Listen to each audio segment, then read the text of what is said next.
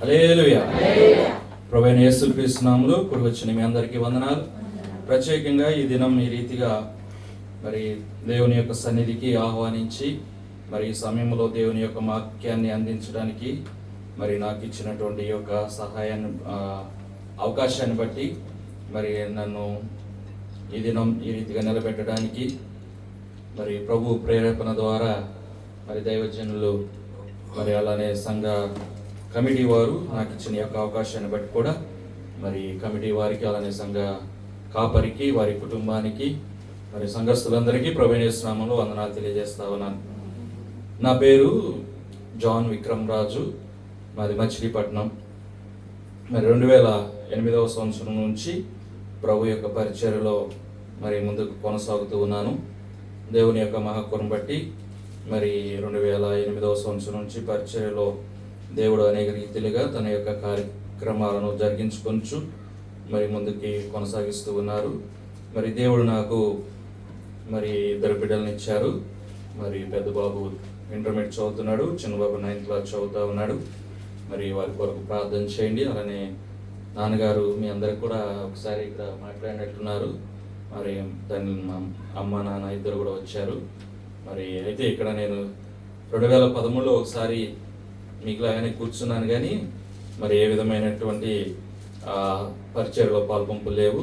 అప్పుడు కొంతమంది తెలుసు మాకు పరిచయం, అయితే అంత పరిచయస్తులు లేరులే. అయితే అయ్యగారితో మాత్రం 2013 నుంచి మరి చాలా దగ్గరగా సన్నిహితంగా అనేక రకాలుగా మరి అనేక విషయాలు మాట్లాడుకుంటూ మరి ఆత్మీయంగాను అలానే ఏమంటాం స్నేహపూర్వకంగా ముందుకి కొనసాగుతూ ఉన్నాం. మరి గడిచిన 23వ తారీఖున, పోయిన నెల 23వ తారీఖున మేము ఇక్కడ యెరూషలేంలో జరుగుతున్న కాన్ఫరెన్స్కి నాతో కూడా ఒక 7 తెలుగు వారితో కలిసి రావడం జరిగింది. మరి రేపు తెల్లవారుజామున 7 గంటలకి తిరిగి మరి గృహానికి వెళ్ళబోతా ఉన్నాను. నా ప్రయాణం కొరకు కూడా మీ యొక్క అనుదిన ప్రార్థనలో జ్ఞాపకం చేసుకోవాల్సిందిగా మనం చేస్తా ఉన్నాను. మంచిది. దేవుని యొక్క వాక్యాన్ని కొద్ది నిమిషాలు మనం ధ్యానం చేసుకుందాం. ఎఫెసీలకు రాసిన పత్రిక 5వ అధ్యాయము. ఎఫెసీలకు రాసిన పత్రిక 5వ అధ్యాయము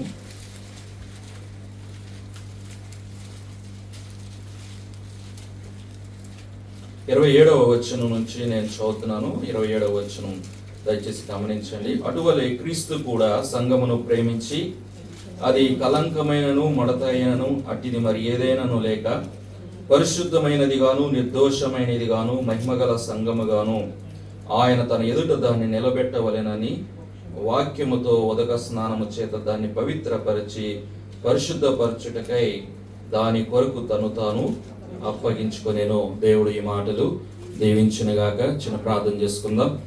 మహోన్నతుడైన పరిశుద్ధుడైన మా ప్రియ పరలోకపు దేవా, నీకు వందనాలు, స్తోత్రములు, స్తుతులు తండ్రి. వారి యొక్క సమయం ప్రభా మా యొక్క జీవితాలకు మీరు అనుగ్రహించిన ఈ సన్నిధిని బట్టి నీకు వందనాలు. ఈ సమయం ప్రభా ఎంతో విలువైనదిగా మాకు ఇచ్చావు ప్రభా. ఈ యొక్క నైనా సమయాన్ని మేము చక్కగా సద్వినియోగం చేసుకోవడానికి మా శరీర ఆత్మదేహములను ప్రాణములను నీ వశపరుచుకొని ప్రభా ఏకాగ్రతతో నీ వాక్యం వినడానికి సహాయం చేయండి. నిలబడిన నన్ను కూడా మీరు మరుగు చేసుకుని ప్రభా అయా నీ బిడ్డలు నేను ఎంతో ఆసక్తితో ప్రభా నిన్ను ప్రేమించి నీ సన్నిధిలో అయా ఇటు సమయాన్ని ప్రభా నీ మాటలు వినడానికి ఇక్కడ కూడి ఉండగా ఎవరి యొక్క సమయం కూడా వ్యర్థం కాకున్నట్లు అల్పుడైన నన్ను మీరు నాయనా నీ బిడ్డల యొక్క నాయనా క్షేమం కొరకు నీ బిడ్డల యొక్క దేవవృద్ధి కొరకు నన్ను వాడుకోండి ప్రభా. నోటికి నోరుగా ఉండి మాకు కావలసిన వాక్య భాగాన్ని మాకు అందించమని యేసు నామములో వేడుకొనుచున్నాం తండ్రి, ఆమేన్.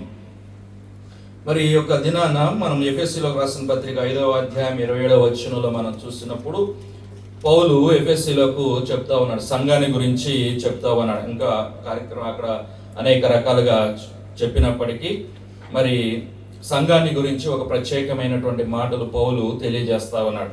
మరి సంఘము అనేటువంటి దానికి దేవుని యొక్క సన్నిధిలో దేవుని ఎదుట ఎంతో ప్రత్యేకత ఉంది.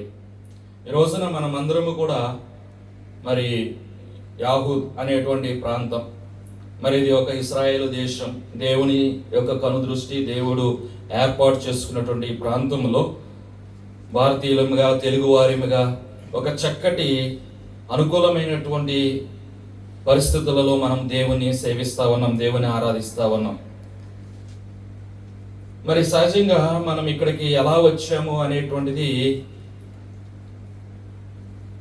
కొన్నిసార్లు మనం ఆలోచన చేసినప్పుడు తెలుగువారిగా మనం దేవుని ఆరాధించడానికి వచ్చినట్టే కొంతమంది రావచ్చు, లేకపోతే మరి మన స్నేహితులు వెళ్తున్నారు కాబట్టి మేము కూడా వెళ్తున్నాం అన్నట్లుగా రావచ్చు, లేదా మా ఊర్లో మేము ఉన్నప్పుడు చర్చికి వెళ్ళేవాళ్ళం, ఇక్కడ లేవు, ఇప్పుడు కొత్తగా వీరు పెట్టారు కాబట్టి అక్కడ కాసేపు వెళ్ళి దేవుని వాక్యం విందామని రావచ్చు. ఒక ఆలోచనతో, ఒక ఉద్దేశంతో మనం ఈ రోజున ఇంతమందిగా మరి ఇక్కడ కూడి ఉన్నాం. కానీ దీని వెనకాల దేవుని యొక్క ప్రత్యేకత ఉంది, దేవుని యొక్క ప్రణాళిక ఉంది, దేవుని యొక్క ఉద్దేశం ఉంది. దేవుడు సంఘముగా లోకములో దానికి ఒక స్థానాన్ని ఇచ్చాడు. అంతేకాకుండా మనం చూచినప్పుడు దేవుని యొక్క ప్రతి ఒక్క ఏర్పాటు, ఆది నుండి కూడా దేవుని యొక్క ఏర్పాటు మనం చూస్తుంటే తనకు దగ్గరగా తన వారిగా, ఒక ప్రత్యేకించబడినటువంటి వారిగా, మరి మనం చదువుకున్నటువంటి వాక్య భాగాన్ని చూసినప్పుడు అక్కడ కొన్ని మాటలు రాయబడి ఉన్నాయి. అలా సంఘము కలంకమైనను మడతైనను పరిశుద్ధమైనది గాను నిర్దోషమైనది గాను మహిమగల సంఘముగా తన ఎదుట దాన్ని నిలబెట్టుకునవలెనని ఆయన ఎంతో ఆశపడతా ఉన్నాడు. సంఘం అంటే మరి గోడలు కాదు, లేకపోతే అదో పెద్ద పురాతనమైనటువంటి కట్టడం కానే కాదు. సంఘం అంటే గుంపు, ఒక గుంపుగా చేరి దేవుని ఆరాధించేదే ఒక సంఘం. ఆ సంఘముగా చేరినటువంటి ఆ గుంపుకి ఒక ప్రత్యేకత ఉంది. ఆ ప్రత్యేకత ఏంటంటే నిర్దోషమైన, కలంకమైనను మడతైనను మరి అట్టిది ఏది లేకుండా మరి దేవుడు ఏర్పాటు చేసుకున్నదిగా దేవుడు ఆశిస్తా ఉన్నాడు. దేవుడు ఆశిస్తున్నట్లుగా ఆయన సంఘములో ఎవరు ఉండాలి అని అంటే కూడి వచ్చిన మనమందరం కూడా ఉండాలి. మరి మన గ్రామాన్ని వదిలేసాం, మన పిల్లల్ని, మన యొక్క ఆప్తులను వదిలేసి ఈ రోజున ఇక్కడ మనం కూడుకుని ఉన్నామంటే దీనిలో తల్లిదండ్రులు లేరు, లేకపోతే భార్య లేదు, భర్త లేడు, ఏకాకిగా ఉన్నావు.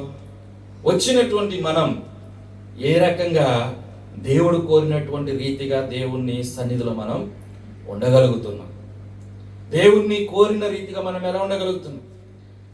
సహజంగా మనం చూసినప్పుడు ఎలాంటి వయసులో ఉన్నటువంటి వారికైనా కానీ ఇల్లు విడిచి దూర ప్రాంతంలో ఉంటే, పిల్లలను విడిచి, భర్తను విడిచి, భార్యని విడిచి, లేకపోతే స్నేహితులను విడిచి ఒంటరిగా ఉంటే అనేక రకాలైనటువంటి సమస్యలు ఉంటాయి, శోధనలు ఉంటాయి, అనేక రకాలైనటువంటి ఒంటరి మరి ఆలోచనలు మనుషుల్ని ప్రేరేపిస్తూ ఉంటాయి.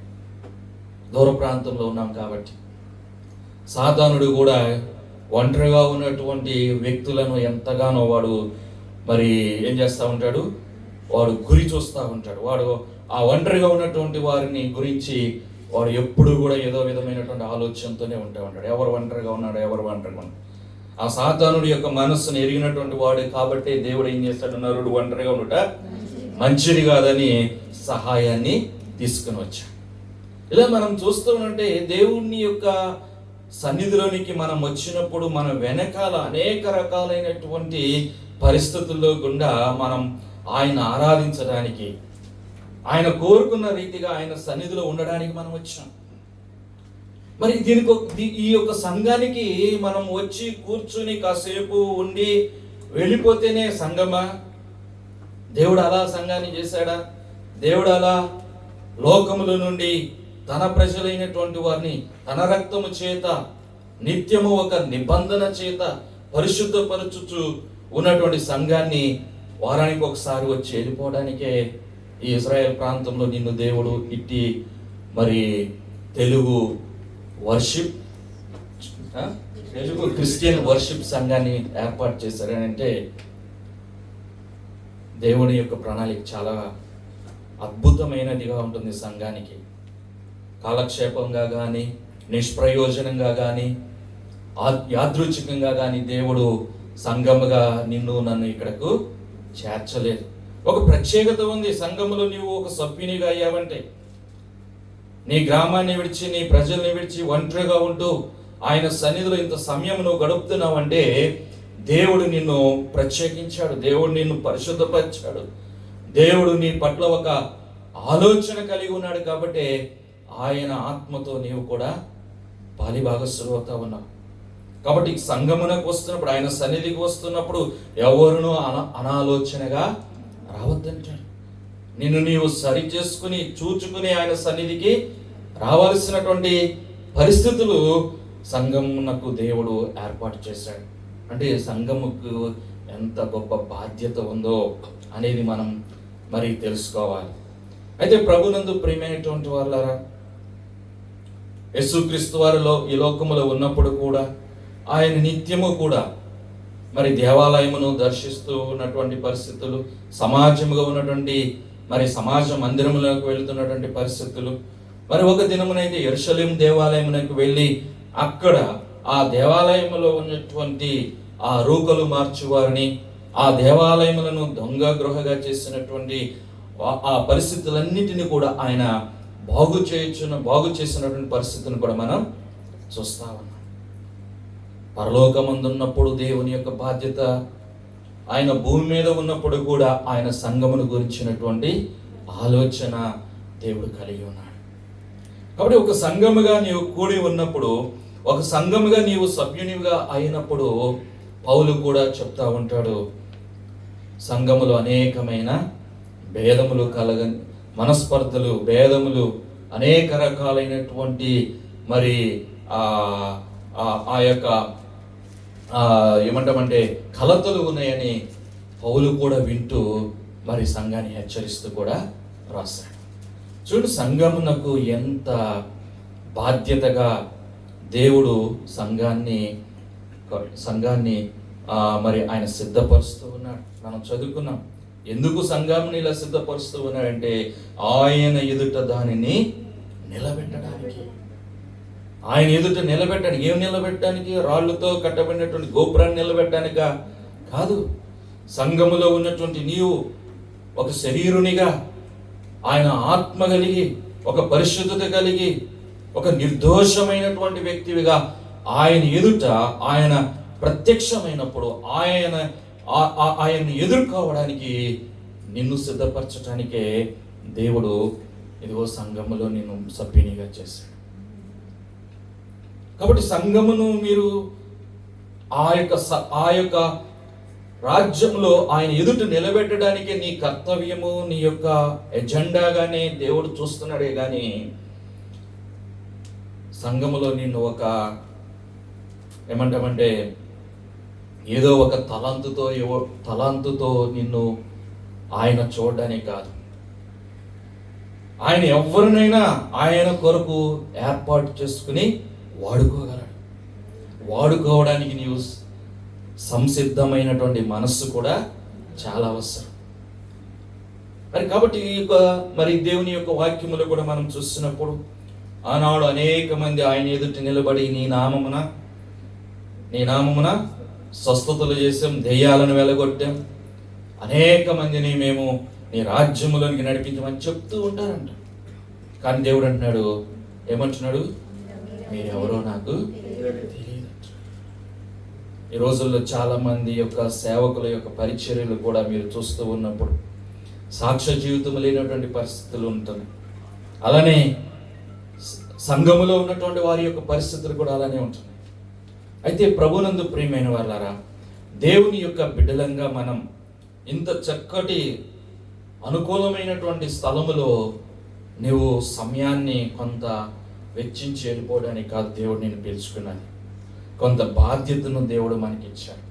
సంఘములో ఉన్నటువంటి మనకు దేవుడు మొట్టమొదటిగా అనుగ్రహించినటువంటి బాధ్యత, దేవుని యొక్క వాక్యములు ఏమని ఉంటుందంటే 2వ పేతురు పత్రిక 3వ అధ్యాయము 18వ వచనాన్ని మీరు చూసినప్పుడు, 2వ పేతురు పత్రిక 3వ అధ్యాయము, మన ప్రభువును రక్షకుడైన యేసుక్రీస్తు అనుగ్రహించు కృపయందును జ్ఞానమందును అభివృద్ధి పొందుడి, ఆయనకు ఇప్పుడును. చాలండి. ఇక్కడ మీరు గమనించినప్పుడు దేవుడు సంఘముగా మనల్ని నిలబెట్టడానికి, ఆయన మొట్టమొదటిగా మన మీద వచ్చినటువంటి ముఖ్య ఉద్దేశము గమనించినప్పుడు ఈ 3వ అధ్యాయం 18వ వచనంలో ఆయన ఏమని సెలవిస్తూ ఉన్నాడంటే, చూడండి, మన ప్రభువును రక్షకుని యేసుక్రీస్తు అనుగ్రహించి కృపయందును జ్ఞానమందును అభివృద్ధి పొందుడి అని. దీన్ని ఒక మాటలో చెప్పాలంటే, నీవు దేవుని యొక్క సంఘములోనికి వచ్చిన తర్వాత నీకు ఒక అభివృద్ధి రావాలి. దేనిలో అభివృద్ధి అనంటే, దేనిలో నువ్వు వృద్ధి చెందాలంటే ఆధ్యాత్మిక జీవితంలో, విశ్వాస జీవితంలో, పరిశుద్ధ జీవితం.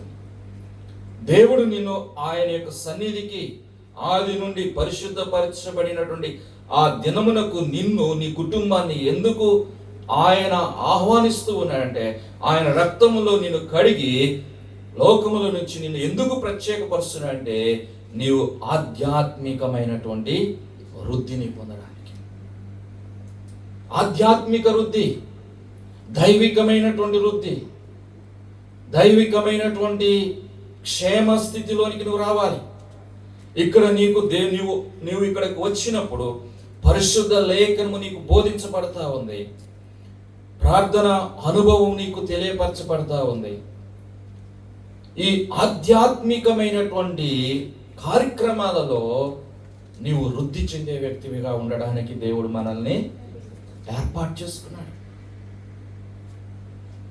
నువ్వు ఇక్కడికి వచ్చినప్పుడు దేవుని వాక్యమును వినుచు ఉన్నప్పుడు దేవుని గూర్చిన జ్ఞానాన్ని నువ్వు సంపాదించుకోవాలి.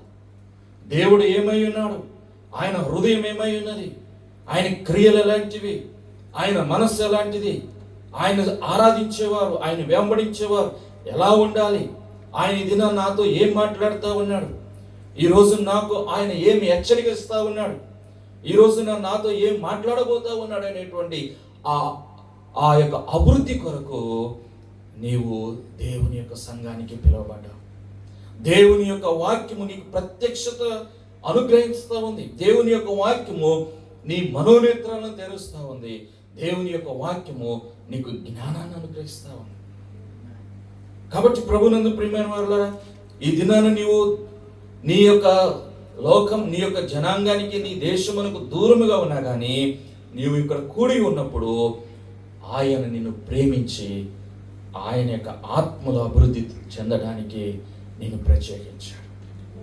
కొన్ని వేల మంది వచ్చారు దేశం విడిచి, కానీ ఈరోజు నువ్వు ఇక్కడ ఆయన వాక్యము కొరకు కూర్చున్నావంటే ఆయన గూర్చిన జ్ఞానం నీకు ఎంత అవసరం, ఎంత అవసరం.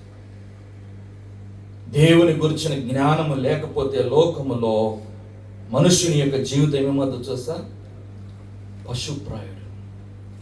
దేవుని జ్ఞానం లేకపోతే నీకును పశువుకు ఏ విధమైన వ్యత్యాసం లేదు. దేవుని జ్ఞానము లేక మనుషులు బొత్తిగా నశించిపోతా ఉన్నారు.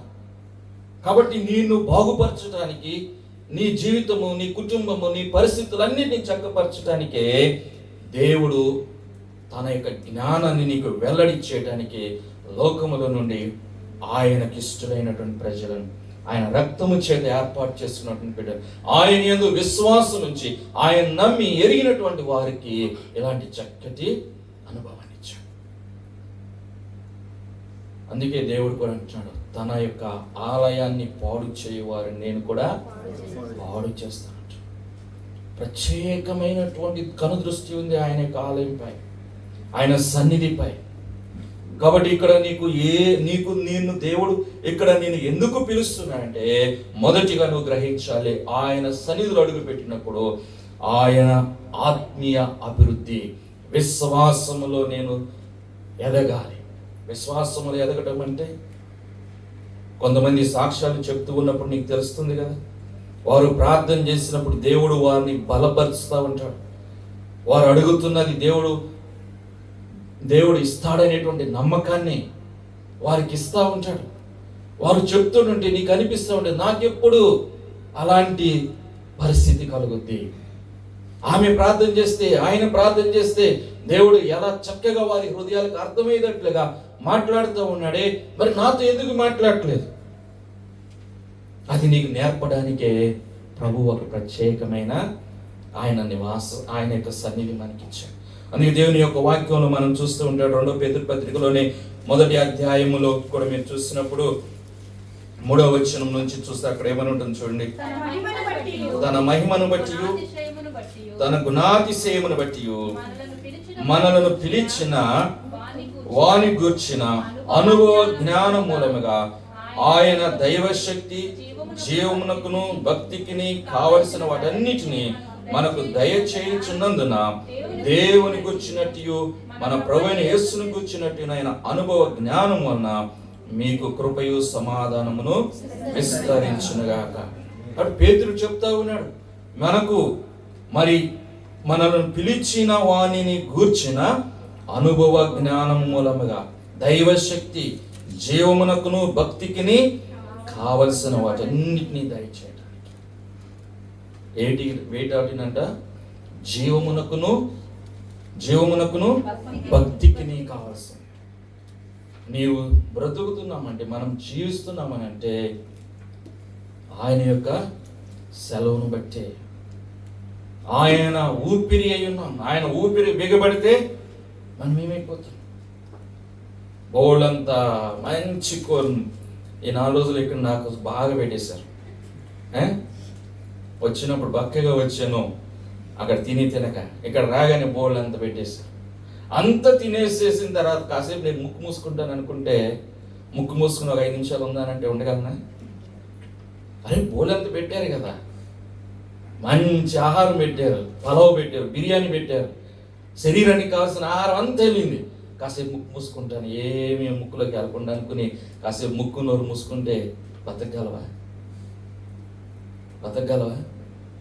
అన్నీ తిన్నాం, మంచి ఫ్రూట్స్ ఉన్నాయి, ద్రాక్ష మంచి తీయగా ఉంది, కొత్త కాయలు తిన్నాను, ఇవన్నీ వాటన్నిటిలో ఎన్నో విటమిన్స్ ఉన్నాయి, ఎన్నో మినరల్స్ ఉన్నాయి. కానీ కాసేపు ముక్కు మూసుకుంటే ఆయన ఊపిరి అయి ఉన్నాం. బ్రతకడానికిగా నీవు ఇక్కడ వచ్చింది దేవుని యొక్క కృప చేత వచ్చావు, కానీ నువ్వు కష్టపడి సంపాదించడం వలన బ్రతకడానికి కాదు మనం వచ్చావు. దేవుని కృప, ఆయన కృపను బట్టే మనం బ్రతుకుతూ ఉన్నాం. కాబట్టి మనం గ్రహించుకోవాలి, ఆయన వాక్యములో ఆయన సన్నిధిలో ఉన్నటువంటి నీ యొక్క మనస్సు, నీ యొక్క ఆలోచన దేవుని యొక్క ఆత్మీయ జీవితంలో వృద్ధి పొందాలనేటువంటి వాటి మీద మనస్సు ఉంచడం చాలా అవసరం. రెండవదిగా మనం చూసినప్పుడు దేవుని యొక్క వాక్యములో హెబ్రీలకు రాస్తూ పౌలు అంటాడు చూడండి, 10వ అధ్యాయం 24-25 వచనాలు చదువుదాం. 10వ అధ్యాయం 24-25 వచ్చిన.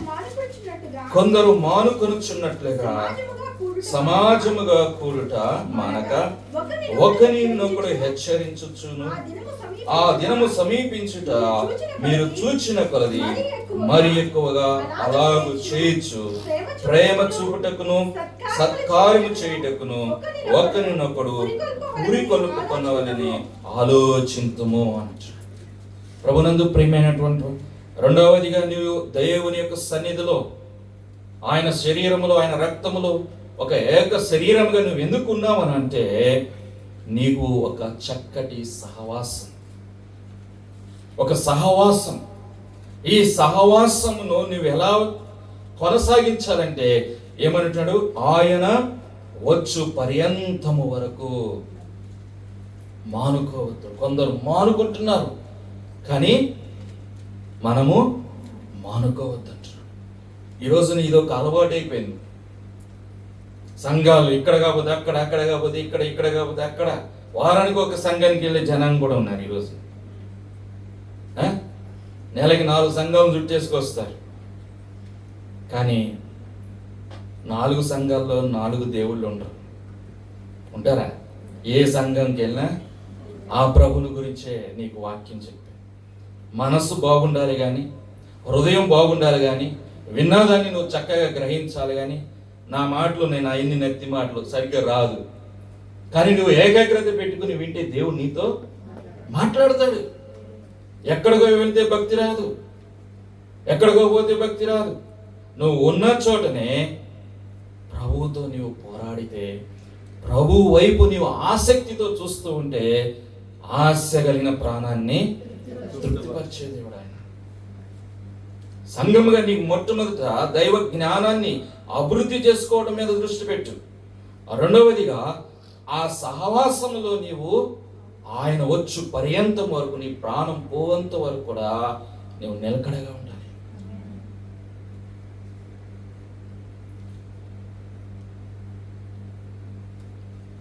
మా ఊర్లో ఒక మంచి బిడ్డలు ఉన్నారు. కానీ వాళ్ళ ఇంట్లో ఒక శోధన ఉండిపోయింది. మంచి వాళ్ళే, ఆత్మీయంగా కూడా మంచి వాళ్ళు, ఏ విధమైన లోపం లేని వాళ్ళు. కానీ వాళ్ళు ఒక అసంతృప్తి ఎంత అంటే ఇక అది ఎవరు కూడా తీయలేరు దాన్ని. ఒక దైవజనురాలు వచ్చి వాళ్ళని ప్రశ్నించింది, మీరు ముందు నుంచి ఒకే సంఘానికి కట్టుబడి ఉన్నారా అని అడిగింది. ఒకే సంఘానికి కట్టుబడి ఉన్నారా అని అడిగింది.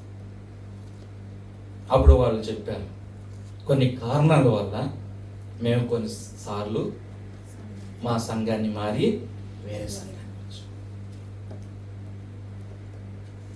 అప్పుడు ఆమె చెప్పింది ఏంటంటే, అదే ఈ రోజున మీకు శాపముగా తయారైంది, నేరముగా తయారైంది. దేవుణ్ణి మీరు వెక్కిరింపజేశారు. దేవుణ్ణి నువ్వు వెక్కిరింపజేశావు. నీవు సంఘానికి వెళ్ళి సంఘములో ఒక చక్కటి సహవాసాన్ని కలిగి ఉండకుండా దేవుని నీవు మోసపరిచావు. దేవుని మనం మోసపరుస్తూ ఉన్నాం. వాక్యము నీవు ఏకాగ్రత వినకుండా మనస్సులో ఏదో పెట్టుకుని కపటముగా ఇక్కడ నీవు వింటున్నట్లుగా నటిస్తూ ఉన్నావు. ఇక్కడ బాగాలేదన్నట్టుగా నీ హృదయంలోనే నువ్వు అనుకుంటూ కూర్చున్నావు అనుకో, ఎవరిని మోసం చేస్తున్నట్టు? దేవుని యొక్క వాక్యాన్ని అలానే మనం వినాల్సింది. దేవుని యొక్క వాక్యం, దేవుని యొక్క సన్నిధిలో ఉన్నటువంటి నీ సహవాసం, ఆయన పరిశుద్ధమైనటువంటి రక్తంతో, ఏకరక్తంతో ఆయన నిన్ను కడిగి నిన్ను ఒక శరీరంలో ఒక అవయవముగా నిన్ను నిలబెడుతుంటే, ఇది నాది కాదంటే, ఈ చెయ్యి నాది కాదంటే, ఈ తల నాది కాదంటే, దేవుడు నిన్ను ఒక సహవాసములు ఎలా ఉంచంటే ఒక అవయవముగా నేను ఉంచాడు. ఏలు నాది కాదనలేదు, నా తల నాది కాదనదు. కాబట్టి క్రీస్తులో ఉన్నటువంటి సంఘము వారు ఎలాంటి వారైనా కానీ, వారు గనులైనా ఘనహీనులైనా, మన శరీర అవయవాలలో ఘనమైన ఉన్నవి, ఘనహీనమైన ఉన్నవి, మన శరీరములో మన ముఖాన్ని ఎంతో పరిశుద్ధపరచుకుంటాం, ఎంతో శుభ్రం పరుస్తాం, దానికి ఎన్ని గంటలైనా స్పెండ్ చేస్తాం. కానీ కాళ్ళు కడుక్కోవడానికి, కాళ్ళు మీద ముఖముతో ఇద్దరు ముఖాలన్నా చక్కగా ముద్దు పెడతాం, కానీ కాళ్ళు తీసుకెళ్ళి ముఖం మీద పెడతాం, చీ అంటాం. కానీ అది నీ శరీరమే. అట్లని దాన్ని తీసివేయడానికి ఒప్పుకుంటాము. కానీ సంఘమును దేవుడు ఎలా చేస్తాడంటే, ఘనమైనది గాను ఘనహీనమైన అవయవాలు ఉన్నప్పటికీ కూడా దానిని ఒక వ్యక్తి ఎలా ప్రేమిస్తాడో, తన శరీరాన్ని ఎలా ప్రేమిస్తాడో, నీవు కూడా సంఘములో నీ సహవాసాన్ని, నీ బిడ్డలను, నీ తోటి ఇరుగు పొరుగు వారిని, అక్కడ రాయబడిన మాట మీరు చూసినప్పుడు, కొందరు మానుకొంచున్నట్లుగా సమాజముకు కూడట మానక ఒకరినొకడు హెచ్చరించుచు ఆ దినము సమీపించుట మీరు చూచిన కొలది ప్రేమ చూపుటకును సత్కార్యములు చేయుటకును ఒకరినొకడు ఏం చేయమంటున్నాడండి? పురిగొల్పుకోవాలి. కానీ ఇప్పుడు ఏమైపోయినాయి? వాళ్ళ మీద అయ్యగారికి లేదా వాళ్ళ మీద పక్క వాళ్ళకి ఏమంటారు, సనుగుడు. వాళ్ళట్ట వీళ్ళెట్ట, వాళ్ళు ఇట్ట అంటున్నారు, వాళ్ళు ఇట్ట అంటున్నారు. పురిగొల్పుకునే పద్ధతి లేదు. సహవాసాన్ని కాపాడుకోవాలి. సహవాసాన్ని మనం చెడగొట్టుకునేటువంటి తోడేలులాగా మనం ఉండకూడదు. సంఘములు ఎవరు ఉంటారని చెప్తున్నాడు దేవుడు?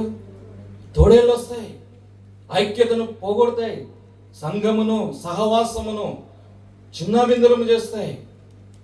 కానీ ఆకాశం అందున్నటువంటి దేవుడు చూస్తూ ఊరుకుని ఉన్నాడు. దీనికి ఒక ప్రత్యేకత ఉంది సంఘానికి. కాబట్టి ఈ రాత్రి నువ్వు గమనించాలి. రెండవదిగా చూచినప్పుడు సంఘములో నీవు ఉన్నావంటే ఎంత గొప్పగా దేవుడు నిన్ను ప్రేమిస్తున్నావంటే ఆయన నిన్ను సంఘములో ఒక సహవాసములో నిన్ను ఉంచాడు. కాబట్టి నీవు ఏమాత్రము కూడా ఇదిగో మనస్సును చంచలత్వం చేసుకోవద్దు. నీ మనసు శరీరం మీద, లోకము మీద కాకుండా ఆత్మీయ విషయాల మీద నీ మనస్సును కేంద్రీకరించుకోవాలి. అందుకే మొదటిగా సంఘములో ఆధ్యాత్మిక అభివృద్ధి మీదే నీ హృదయం ఉండాలి. అనేక రకాలుగా నీవు ఆత్మలో అభివృద్ధి చెందడానికి ప్రయాసపడాలి, కానీ శరీరానుసారునిగా సంఘములో ఎట్టి స్థానము లేదు. దానికి స్థానం లేదు సంఘములో. శరీరానుసారమైన దానికి నువ్వు తోచినట్టుగా చేయడానికి సంఘములో తావే లేదు. కాబట్టి ప్రభువును ప్రియమైన వల్ల మనం గ్రహించుకోవాలి. ఒక వాక్యం అపోస్తుల కార్యం 1వ అధ్యాయం 13వ వచనంలో అంటాడు కదా. అపోస్తుల కార్యం 1వ అధ్యాయం 13వ వచనం,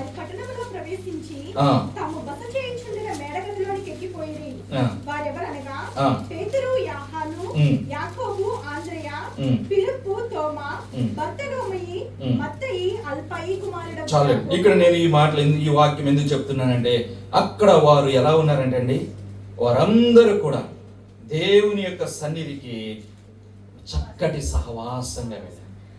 అక్కడ ఉన్నటువంటి శిష్యులు, అక్కడ ఉన్నటువంటి వారందరూ కూడా ఇదిగో యెరూషలేమునకు తిరిగి వెళ్ళి ఆ కొండ విశ్రాంతి దినం 13వ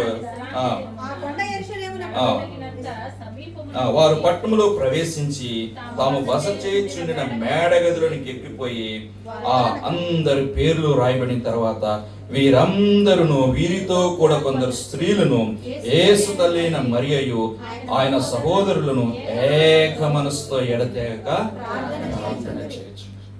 అందరూ కూడా సంఘములో ఒక చక్కటి అపోస్తుల ప్రారంభపు సంఘం, ఆదిమ సంఘం, ఏక మనస్సు. నీకు ఈ దినాన మాదిరిగా ఉండవలసిన సంఘం ఈ రోజున ఎదుగుతున్న సంఘాలు కాదు. ఈ రోజున ఎవరెవరో సంఘాన్ని నడిపిస్తూ ఏయో కార్యక్రమాలు చేస్తున్నటువంటి వ్యక్తులు కాదు. ఆదిమ సంఘం అనాది నుండి నీకు వాక్యాన్ని, బోధను, అనేక ఆత్మీయ విషయాలను నడిపిస్తున్నటువంటి దేవుని యొక్క సంఘమైనటువంటి ఆ సంఘము ఎంత ఏక మనసుతో వారు దేవుని సన్నిధిలో ప్రార్థిస్తూ ఉన్నారో, నీ మనస్సు ఆ ఆత్మీయమైనటువంటి విషయం మీద నువ్వు గురికాలి. సరే, మూడవదిగా మనం చూస్తూ ఉన్నప్పుడు ప్రభునందు ప్రియమైన వారలారా, గలతీయులకు రాసిన పత్రిక 5వ అధ్యాయము 13వ వచనాన్ని మనం చూద్దాం. 5వ అధ్యాయం 13వ వచనం, సహోదరులారా అయితే ఒక మాట, ఆ స్వతంత్రమును శరీర క్రియలకు హేతువు చేసుకొనక ప్రేమ కలిగిన వారే ఒకరినొకడు దాసులై ఉండుడి. చాలండి. ఇక్కడ మీరు గమనించినప్పుడు ప్రభు వారు మాట్లాడుతున్నటువంటి మాట చూసినప్పుడు, మూడవదిగా సంఘమునకు దేవుడిచ్చినటువంటి మూడవ బాధ్యత ఏంటంటే, ఆయన బిడ్డలంగా మనం గమనించవలసినటువంటి బాధ్యత ఏంటంటే, సహోదరులారా మీరు స్వతంత్రులుగా ఉండుటకు పిలువబడితే, అయితే ఒక మాట, ఆ స్వాతంత్ర్యమును శరీర క్రియలకు హేతువు చేసుకొనక ప్రేమ గలవారై ఒకనికొకడు దాసుడయుండుడి అని. అంటే సంఘమునకు దేవుడు ఒక బాధ్యత ఇచ్చాడు. ఆ బాధ్యత ఏంటంటే, స్వతంత్రుడుగా ఉండడానికే నేను పిలిచాడు. నీ మీద ఎవ్వరికి ఏ విధమైన అధికారం లేదు. నువ్వు స్వతంత్రుడు.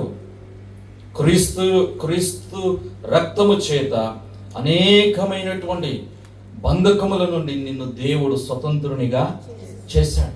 నువ్వు స్వతంత్రుడివే. అయితే పౌలు అంటున్నాడు, ఒక మాట, స్వాతంత్ర్యమును శరీర క్రియలకు హేతువు చేసుకొనక అన్నట్టు. దేవుడిచ్చిన స్వాతంత్ర్యాన్ని నీ కొరకే చేసుకోవద్దు. నీ కొరకే దాన్ని అనుభవించడానికి పెట్టుకోవద్దు. దేవుడు నిన్ను స్వతంత్రునికి ఎందుకు చేశాడంటే, ఆ స్వాతంత్ర్యం, దానిలో ఉన్నటువంటి ఆ వృద్ధిని నువ్వు పొందుకోవడం కాకుండా దానిని ఇతరులకు కూడా పంచి ఇచ్చేవారి ఉండాలి. ఇతరుల విషయంలో కూడా నువ్వు సేవా దృక్పథము కలిగి నీకు ఇవ్వబడినటువంటి స్వాతంత్ర్యం, నిన్ను దేవుడు ఎలా హెచ్చించాడు, దేవుడు నీకు ఎలాంటి తలాంతునిచ్చాడు, దేవుడు ఎలా అభివృద్ధి చేశాడో, దేవుడు నిన్ను ఎలా విస్తరింప చేశాడో, ఆ స్వాతంత్రతను నీకు నీవే ఉంచుకొనకుండా ఇతరులకు కూడా నీవు పంచిచ్చేవని ఉండాలి.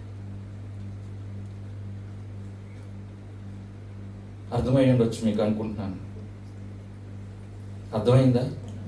దేవుడిని స్వతంత్రునిగా చేశాడు, కానీ ఆ స్వాతంత్రత ఇదిగో నీకే కాకుండా అది శరీర క్రియలకు హేతువు చేసుకొనకుండా నీవు క్రీస్తు చూపిన ప్రేమను బట్టి ఇతరులకు కూడా ఇదిగో నీవు ఒక దాసుని వలె సహాయం చేయి, ఒక దాసురాలు వలె. దేవుడిని ఎలాంటి స్థితిలో నిన్ను రక్షించాడో, కాపాడాడో, ఎలాంటి శారీరక బాధల్లో, ఎలాంటి క్లిష్ట పరిస్థితులలో నిన్ను ఆ బంధముల నుంచి విముక్తి చేసి నిన్ను ఒక సంతోషకునిగా, నిన్ను ఒక ఆరోగ్యవంతునిగా ఎలా చేశాడో అటువంటి బంధకములు ఉన్నటువంటి తోటి సహోదరులను నీవుగా ఆ స్వాతంత్రతను వారికి కూడా నువ్వు పంచాలి. అందుకే సంఘములో బలహీనులైనటువంటి బిడ్డల కొరకు ప్రార్థిస్తూ ఉంటాం, ఆదరిస్తూ ఉంటాం, వారిని బలపరచడానికి ఎన్నో రకాలైనటువంటి ప్రయత్నాలు చేస్తూ ఉంటాం. సంఘానికి దేవుడు ఆ బాధ్యత ఇచ్చాడు. కాబట్టి ఇంకెవరమైనప్పటికీ కూడా దేవుడు నిన్ను పాప బంధకముల నుంచి విడిపించి ఆ కృతజ్ఞత లేకుండా ఇతరుల విషయంలో ఒకవేళ నీవు ఆ స్వాతంత్రతను ఉపయోగించుకోకపోతే సంఘముగా పాపపు బంధకములో ఉన్నటువంటి వారి కొరకు నువ్వు ప్రార్థన చేయటం, వారిని విడిపించుట కొరకు నీవు ప్రయాసపడటం, ఈ కార్యక్రమాలలో నీకు కూడా దేవుడు బాధ్యత ఉంది. కాబట్టి ప్రభునందు ప్రియమైన వార ఆ సేవా విషయంలో మనము ఆ ఒక బాధ్యతను చూపించే వారంగా మరి ఉండడం దేవుడు ఎంతో కోరుతున్నాడు. 14వ వచనం, అదే కొంచెం ముందుకు వెళ్దాం. 13-14వ వచనం, ధర్మశాస్త్రమంతయు నిన్ను వలె నీ పొరుగు వారిని ప్రేమించుము అను ఒక్క మాటలో సంపూర్ణమైనది. అయితే మీరు ఒకరినొకరు కరుచుకుని భక్షించిన యెడల మీరు ఒకరిని వలన ఒకడు బొత్తిగా నశించిపోదురేమో చూచుకొనుడి అని. కాబట్టి మన యొక్క సహాయం అనేటువంటిది ప్రేమతో చూపించేదిగా ఉండాలి. ఏ విధమైనటువంటి శరీరానుసారమైనదిగా కాకుండా, ఇతరులకు ఇబ్బంది కలిగించేది కాకుండా, తోటి శరీరముగా వారిని భావించి మనము మన ప్రేమను వారికి చూపించాలంట. అందులో క్రింద దేవుని యొక్క వాక్యంలో మనం చూసినప్పుడు మార్క్స్ వార్తలో 10వ అధ్యాయంలో మీరు చూసినప్పుడు 10వ అధ్యాయం 43-45 వచనాలు మీరు చూడండి. 10వ అధ్యాయము, మీలో ఎవడైనను గొప్పవాడై ఉండగోరిన యెడల వాడు మీకు పరిచారకుడై ఉండవలెను. మీలో ఎవడైనను ప్రముఖుడై ఉండగోరిన యెడల వాడు అందరికీ దాసుడై ఉండవలెను. చూడండి, ఇక్కడ చక్కగా దేవుడు చెప్తా ఉన్నాడు. మన సేవ, మన యొక్క కార్యక్రమాలు, ప్రభు సంఘములో ఉన్నటువంటి నీ యొక్క పరిచర్య లేదా నీవు చేయాలనుకున్నటువంటి దేవుడి మీద ఉంచినటువంటి సేవ పరిచర్య ఎలాంటిదై ఉండాలంటే, నీవు ఎప్పటికి కూడా హెచ్చించుకోవడం కాదు. దేవుడు చేసినటువంటి ఆ మేలును బట్టి శరీరానుసారముగా దాని కొరకు ప్రాధాన్యతనివ్వకుండా ఆత్మానుసారముగా ఆ పరిచర్ని ఇతరులతో కూడా పంచుకునే వ్యక్తులుగా ఉండాలి. అప్పుడు దేవుడు నీ తగ్గింపును బట్టి ఆయన నిన్ను హెచ్చిస్తా ఉంటాడు. కాబట్టి ప్రభునందు ప్రియమే, సంఘమునకు ఎంత ప్రత్యేకత ఉందో చూడు. ఇవన్నీ నీకు లోకం నేర్పేది కాదు. దేవుని యొక్క వాక్యమును వింటూ ఉన్నప్పుడు, దేవుని యొక్క సన్నిధిలో నీవు కూర్చున్నప్పుడు ఆయన ఈ విషయములన్నింటినీ కూడా మనకు బయలుపరిచి ప్రభు ఎదుట నిలబడే ఒక పరిశుద్ధమైనటువంటి బిడ్డగా దేవుని నిన్ను సిద్ధపరుస్తారు. సమయం అయిపోవచ్చింది, అయ్యగారు ఇచ్చిన సమయం అయిపోయింది. మరి నాలుగవదిగా మనం చూస్తున్నప్పుడు మత్తయి సువార్త 28వ అధ్యాయాన్ని, మత్తయి సువార్త 28వ అధ్యాయము 19-20 వచనాలు చదువుదాం. కాబట్టి మీరు వెళ్ళి సమస్త జనులను శిష్యులుగా చేయుడి, తండ్రి యొక్కయు కుమారుని యొక్కయు పరిశుద్ధాత్మ యొక్కయు నామమున వారికి బాప్తిస్మం ఇచ్చుచు నేను మీకు చాలండి. ఇక్కడ కూడా మీరు గమనించినప్పుడు సంఘమునకు ఆయన బిడ్డగా దేవునికి ఇచ్చిన బాధ్యత, ఆ తలంతు నాకు లేదని మీరు ఎవ్వరూ చెప్పడానికి వీల్లేదని. అర్థమవుతుందా? నువ్వు ఒక శరీరుడు అనేది విషయాన్ని గుర్తించుకోవాలి. శరీర సంఘములో ఒక అవయవం అనేది నువ్వు గుర్తించుకోవాలి. నాకు ఆ తలంతు లేదు, నాకు ఈ తలంతు లేదు అనడానికి వీల్లేదు. దేవుని దగ్గర దేవుడిని నువ్వు నిలబడితే ఆయన నిన్ను వాడుకుంటాడు. నీకు ఆ హృదయం రావాలి, నీకు ఆ మనసు రావాలి. దేవుడు నిన్ను హెచ్చిస్తాడు, దేవుడు నిన్ను వాడుకుంటాడు. నీ మనస్సు దేవునికి దూరంగా ఉంటే నువ్వు శరీరంతో ఏకమైన వ్యక్తివి కాలేవు. కాబట్టి ఇక్కడ కూడా మీరు గమనించినప్పుడు దేవుడు మనకు ఒక బాధ్యత ఇచ్చాడు. ఏమిటంటే ఆ బాధ్యత సువార్త పరిచర్య అనే బాధ్యత. ఈ సువార్త పరిచర్యను దేవుడు మనకు ఇచ్చినటువంటి మాట ఏంటంటే అనేకులను శిష్యులనుగా చేయుడి. దైవజనునికి కాదు ఆ బాధ్యతనిచ్చింది దేవుడు. సంఘములో ఉన్నటువంటి నీకు, నీ ద్వారా వారు కూడా ఆశీర్వదించబడి వారు కూడా దైవ జ్ఞానాన్ని సంపాదించుకోవాలనేటువంటి తృష్ణ నీలో ఉన్నప్పుడు నువ్వు నీ యొక్క జీవితాన్ని, నీ స్వాతంత్రతను నీ స్వలాభం కొరకు వాడుకునే వ్యక్తివిగా ఉండవు. దేవుడిచ్చిన ఆ స్వాతంత్రత ఇతరులు కూడా పొందుకోవడానికి, వారు కూడా దేవుని యొద్దకు వచ్చి ఆశీర్వదించబడడానికి ఆ ప్రేమను నీవు కూడా వారికి చూపించగలుగుతావు. మరి ముఖ్యంగా ఇది నాన్న యెరూషలేములో ఉన్నటువంటి మీకు సంఘానికి కూడా సంఘానికి కూడా నేను తెలియచెప్పాల్సిన అవసరత ఏంటంటే దేవుని యొక్క వాక్యం చెప్తుంది. లూకా సువార్త 24వ అధ్యాయం ఒకసారి చూసినప్పుడు లూకా సువార్త 24వ అధ్యాయము 47-48 వచనాలు ఒకసారి చూడండి. యెరూషలేము మొదలుకొని సమస్త జనములలో ఆయన పేరట మారు మనస్సును పాప క్షమాపణయు ప్రకటింపబడునని రాయబడి ఉన్నది. దేవుడు మనలను ఇక్కడ యెరూషలేములో, ఇజ్రాయెల్ దేశంలో దేవుడు మిమ్మల్ని ఉంచాడు. నేను వచ్చినప్పుడు 2 సంఘాలు ఉండే ఇక్కడ 13లో. ఇప్పుడు దేవుడు చాలా సంఘాలు ఇచ్చాడు. మరి ఎలా వచ్చింది అది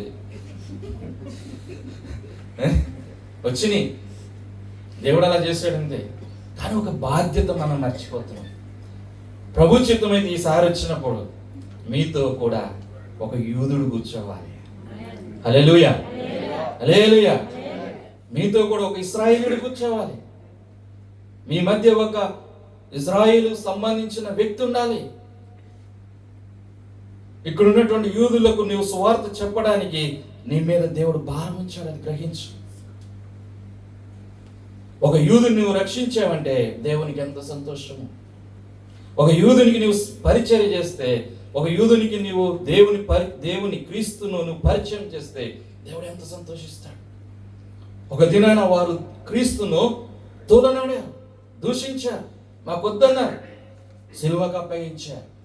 ఈరోజు నీ ద్వారా తన ప్రజల కొరకు వచ్చినటువంటి తన కుమారుడైన యేసుక్రీస్తును వారి హృదయాలను మార్చగలిగినట్లయితే, ప్రవచనం చెప్తా ఉంది 24వ అధ్యాయం మనం చదివిన 47వ వచనంలో మీరు చూసినప్పుడు అక్కడ రాయబడినటువంటి మాట ఏంటంటే యెరూషలేము మొదలుకొని సమస్త జనులలో ఆయన పేరట మారు మనస్సును పాప క్షమాపణయు ప్రకటింపబడునని రాయబడి ఉన్నది. ఆస్తిపాస్తులు కాదు నువ్వు ఇక్కడికి వచ్చింది. నీవు పనిచేస్తున్న చోట వేసపోద్దని భయపడబాక, పనుల నుండి తీసేస్తారని భయపడబాక. ఆ ఆత్మను రక్షిస్తే దేవుడికి ఎంత ఆనందము, ఎంత ఆనందం. వారు మాట వినట్లేదు, అన్ని జనులమైన మనము మన దగ్గరికి సువార్త వచ్చింది. కానీ వారికి ఇచ్చిన దేవుని యొక్క మాటను నెరవేర్చుకోవడానికి దేవుడు ఎదురు చూస్తా ఉన్నాడు. ఒక కుటుంబాన్ని రక్షించగలిగినటువంటి వ్యక్తివిగానే ఉండాలి. సంఘంగా నేను కూడా కొన్ని ఈ విషయంలో చాలామంది ఎంతో చక్కగా హీబ్రూ మాట్లాడుతున్నారు. బహుశా అందరికీ వచ్చు అనుకోండి ఇక్కడ హీబ్రూ మాట్లాడు. ప్రతి వారం శనివారం రాగానే శుక్రవారం రాగానే ఎక్కడికి వెళ్తున్నాం మనం అందరం? అయ్యగారు చక్కగా టూర్ తీసుకెళ్తున్నాడు, మంచిదే. కానీ అయ్యగారికి ఒక మాట, చక్కగా వెళ్ళిన చోట హీబ్రూలో సువార్తను ప్రకటించు. ఒక వీధిలోకి వెళ్ళి అక్కడ సువార్తను ప్రకటించండి హీబ్రూలో. తెలుగు పక్కన పెట్టి వారు దేవుని గురించి విని రక్షణ పొందితే దేవుడు వారి హృదయాన్ని దినాలను మెత్తన చేస్తున్నాడు. వారి జీవితాలను మార్చడానికి దేవుడు అనేక ప్రయత్నాలు చేస్తున్నాడండి. మేము ఈ రోజున కాన్ఫరెన్స్కి వచ్చామంటే అక్కడికి వచ్చిన యూదులు, పిలువబడినటువంటి యూదులు క్రీస్తుని అక్కడ ఆరాధిస్తుంటే వాళ్ళ హృదయాలు ఎంత సంతోషిస్తున్నాయో, ఎంత ఆనందపడుతున్నాయో. ఒక యవనస్తుడు అక్కడికి వచ్చాడు. వచ్చి, నేను ఇంత గొప్ప సంతోషాన్ని మేము పోగొట్టుకుంటున్నాం, నాకు ఈ రోజున తెలిసింది ఇక్కడ ఇలాంటి మాటలు సువార్త మా భాషలో ఇలా ప్రకటిస్తున్నారని. నాకు తెలియలేదు, లేకపోతే ఎప్పుడో ముందే వచ్చేవాడిని. తృష్ణ, ఆకలి కలిగి ఉన్నారు ఈ రోజున యూదులు. కాబట్టి మెలకువ కలిగి సంఘములు ఈ రోజున యెరూషలేము ప్రాంతంలో ఎన్నో సంఘాలు ఉన్నాయి. పురికొల్పండి, హెచ్చరించండి. మనకి ఇక్కడ ఒక బాధ్యత దేవుడు ఇచ్చాడు. యెరూషలేము మొదలుకొని దేవుని యొక్క సువార్తను ప్రకటించే వారిగా మనం ఉండాలి. మన బిడ్డలు, మన కుటుంబాల కొరకు కాదు ఈరోజు మనం ఇక్కడికి వచ్చింది. నీవు కూడా ఒక భారం కలిగి ప్రభు పరిచయలో కొనసాగుతూ ఉంటే ప్రభు నిన్ను, నీ కుటుంబాన్ని కూడా ఎంతో హెచ్చిస్తాడు. కంగారు పడాల్సిన పని లేదు. మొదట నా నీతిని, నా రాజ్యమును వెతకమన్నాడు దేవుడు. ఆయన నీతి, ఆయన రాజ్యమును గూర్చినటువంటి ప్రచురించే వ్యక్తివిగా ఉండు, సాక్ష్యం ఇచ్చే వ్యక్తివిగా ఉండు. ఎక్కడికి వెళ్ళినా కానీ యూదులు మారడానికి ప్రపంచం అంత ఎదురు చూస్తా ఉంది. అంతకంటే క్రీస్తు ఎంత ఎదురు చూస్తా ఉన్నాడు. నా బిడ్డల హృదయాలు ఎప్పుడు మారుతాయని ఆయన ఎదురు చూస్తాను. చూడండి, దేవుని యొక్క వాక్యంలో రాయబడిన మాట చూడండి. అపోస్తలుల కార్యం 1వ అధ్యాయం 8వ వచనంలో కూడా రాయబడిన మాట చూడండి. అపోస్తలుల కార్యం 1వ పరిశుద్ధాత్మ మీ మీదకి వచ్చినప్పుడు మీరు శక్తి నొందుదురు గనుక యెరూషలేములోను యూదయ సమరయ దేశముల యందంతటను భూదిగంతముల వరకును నాకు సాక్షులగుదురని వారితో చెప్పాను. ప్రారంభ సంఘం దేవుని యొక్క ఆత్మ వారి మీదకి నింపబడినప్పుడు దేవుడు వారికి కూడా చెప్తా ఉన్నాడు, యూదయ మీరు యెరూషలేములోను యూదయ సమరయ దేశముల యందంతట భూదిగంతముల వరకును నాకు సాక్షులై ఉందురని చెప్తాను. కాబట్టి నువ్వు భయపడవలసిన పని లేదు. రక్షించబడిన నీవు, ప్రభు ఆత్మ చేత దర్శించబడినటువంటి నిన్ను యెరూషలేములో ఈ యొక్క ఇజ్రాయెల్ దేశంలో నిన్ను వాడుకోవడానికి దేవునికి అవకాశం ఇచ్చాడు. కాబట్టి వెనుకడిగేది, నువ్వు ముందుకే వెళ్ళు, దేవుని మీద ఆధారపడి వెళ్ళు. దేవుడు నిన్ను బలపరుస్తూ ఉంటాడు. దేవుడు నిన్ను ఇదిగో వాడుకుంటూ ఉంటాడు. అయ్యగారు 1 రూపాయి సరే, ఎన్ని పాయింట్స్ అయినాయి? 4 అయింది. చివరి పాయింట్గా దేవుని యొక్క వాక్యంలో మనం చూసినప్పుడు చివరిగా కొలస్సీలకు రాసిన పత్రిక 1వ అధ్యాయము 28వ వచనాన్ని మనం చదువుకుందాం. కొలస్సీలకు రాసిన పత్రిక 1వ అధ్యాయము ముగించేస్తానండి. ప్రతి మనిషిని క్రీస్తునందు సంపూర్ణునిగా చేసి ఆయన ఎదుట నిలువబెట్టవలెనని సమస్త విధములైన జ్ఞానముతో మేము ప్రతి మనుష్యునికి బుద్ధి చెప్పుచు ప్రతి మనుష్యునికి బోధించుచు ఆయనను ప్రకటించుచున్నాము.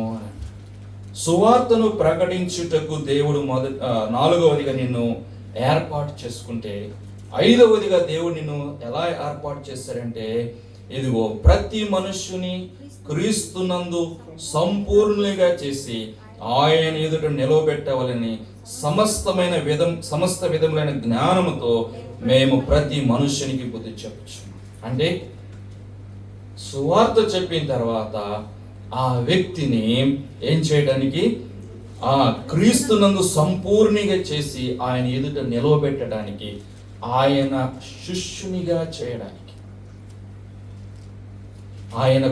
ఆయనకు శిష్యునిగా ఒక సువార్త చేత రక్షించబడినటువంటి ఆ వ్యక్తిని వదిలేయడం కాదు, ఆయనను నీవు ఒక పరిపూర్ణమైనటువంటి స్థితిలోనికి వెళ్ళుటకు ఆయనకు నీవు దేవుని గురించినటువంటి జ్ఞానాన్ని ఆయనకు నీవు అనుగ్రహించాలి.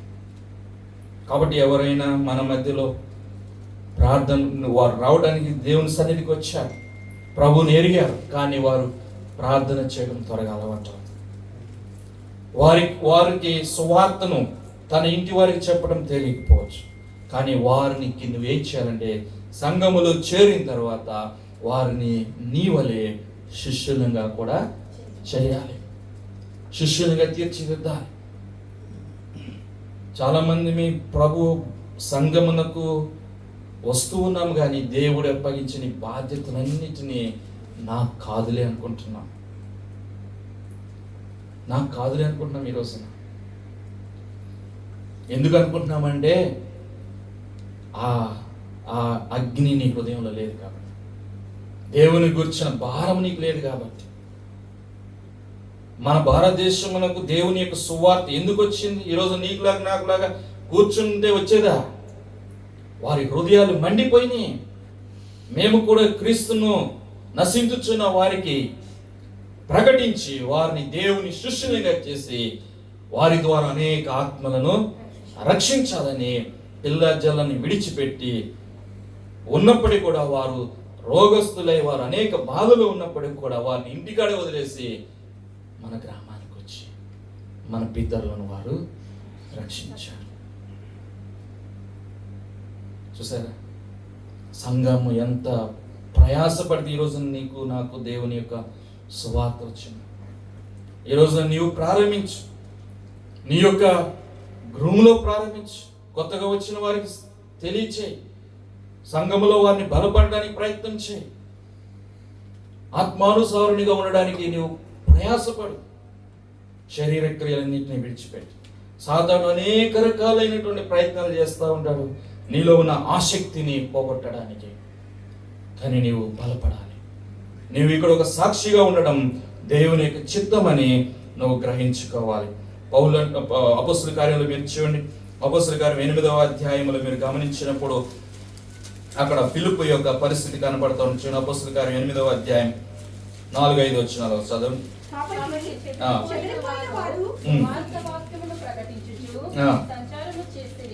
అప్పుడు ఫిలిప్పు సమరయ పట్టణము వరకును వెళ్ళి క్రీస్తును వారికి ప్రకటించుచూ నుండెను. చాలు. అక్కడ మీరు గమనించినప్పుడు మొదటి వచనంలో అయితే ఏం జరుగుతుందంటే, ఆ కాలమందు యెరూషలేములో సంఘమునకు గొప్ప హింస కలిగినందున, అక్కడ ఒక గొప్ప హింస కలిగింది. అయినప్పటికీ కూడా చెదిరిపోయినటువంటి సంఘం ఏం చేస్తుంది చూసారా? సువార్తను ప్రకటిస్తూనే ఉన్నారు. వారు ఎక్కడున్నా కూడా వారి మీద దేవుడు ఉంచిన భారాన్ని మరిచిపోలేదు. మరి మన విషయం ఎలా ఉంది? మనం పని చేసే చోట ఇంకెప్పుడైనా మాట్లాడేవంటి ఊరుకొని పనులను తీసేస్తానని అనుకోండి, అంతే, ఇంకా నోరే మీద. కానీ ఇక్కడ మనం కొంత గమనించాలి.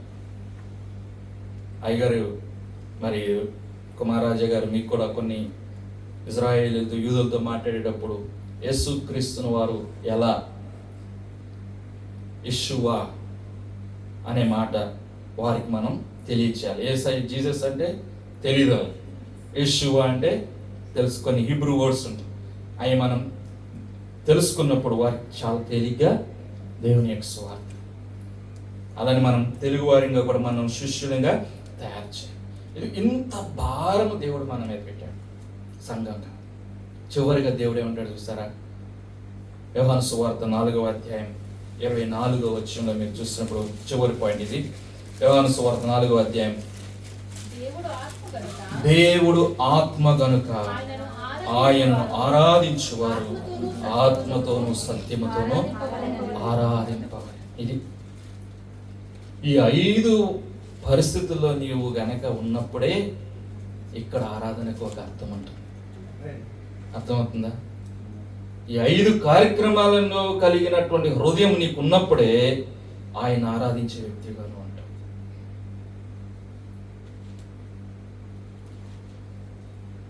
వీటిలో ఏటిలోనూ పాల్పంపులు లేకుండా చక్కగా వచ్చి కూర్చుంటే దేవుని వాక్యం చెప్తుంది, వారంట ఎలా ఉన్నారంట, వారు నోరుతోనే అంటున్నారు కానీ వారు హృదయాలు దూరంగా ఉన్నాయి.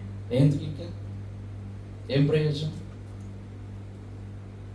నీ హృదయము దేవుని రక్తము చేత నువ్వు కడగబడినటువంటి వ్యక్తివిగా ఆయన కొరకు నువ్వు జీవించినప్పుడు ఆరాధనకు ఎంతో ఆరాధనకి ఎంతో ఏమంటాం, ఆ యొక్క ఘనత వస్తుంది, దేవునికి ఎంతో మెప్పు వస్తుంది, దేవుడు ఎంతో సంతోషిస్తూ ఉంటాడు. తన కార్యాలు చెవులు గింగురు అన్నట్లుగా ప్రతి ఒక్కరి జీవితంలో దేవుడు జరిగిస్తూ ఉంటాడు. కాబట్టి ప్రభునందు ప్రియమైన వారు, దేవుని యొక్క సంఘముగా ఆయన పరిశుద్ధ సన్నిధిలో ఉన్నటువంటి మనం కూడా ప్రభు యొక్క భారాన్ని, ప్రభు యొక్క మనస్సును ఈ లోకానికి వెల్లడిచేసే ఒక నమ్మకమైనటువంటి, యోగ్యమైనటువంటి, పరిశుద్ధమైనటువంటి, కలంకమైనను అట్టిది ఏదైనాను లేకుండా ప్రభు ఎదుట నిలబెట్టుటకు